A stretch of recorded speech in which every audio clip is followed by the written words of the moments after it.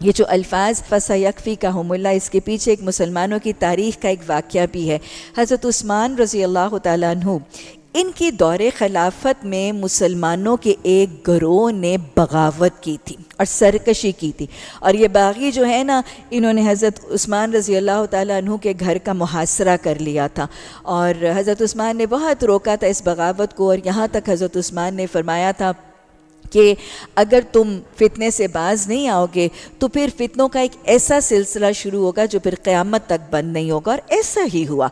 حضرت عثمان کے گھر کا محاصرہ کیا، فجر کا وقت تھا، حضرت عثمان اپنے صحن میں تھے رضی اللہ تعالیٰ عنہ، اور ان کی زوجہ محترمہ حضرت نائلہ بھی ان کے ساتھ تھیں، اور باغیوں نے جب دیوار کو پھلانگ کے ان کے صحن میں آئے اور ان پر حملہ کیا تو پہلے تو بیوی نے روکا، اور جب روکا تو ان کی انگلیوں کے پور کٹ گئے، اور پھر انہوں نے حضرت عثمان رضی اللہ تعالیٰ عنہ کو، جب وہ فجر کے بعد قرآن میں سورہ بقرہ کی تلاوت کر رہے تھے تو ان کو شہید کر دیا۔ حضرت عثمان اس وقت یہ قرآن کی آیت پڑھ رہے تھے، اور ان کے مصحف کے اوپر قرآن کے ان حروف کے اوپر فَسَيَكْفِيكَهُمُ اللَّهُ، اللہ اکبر، یہ اللہ کی شان دیکھیں۔ باغیوں نے حضرت عثمان رضی اللہ تعالیٰ عنہ کو شہید کیا، اور ان کے خون کا قطرہ، ویسے بھی آپ کو پتہ ہے کہ شہید کے خون کا پہلا قطرہ گرتے ہی اس کے سارے گناہ بخش دیے جاتے ہیں، یہ خون کا قطرہ اس قرآن کے لفظ پر گر گیا۔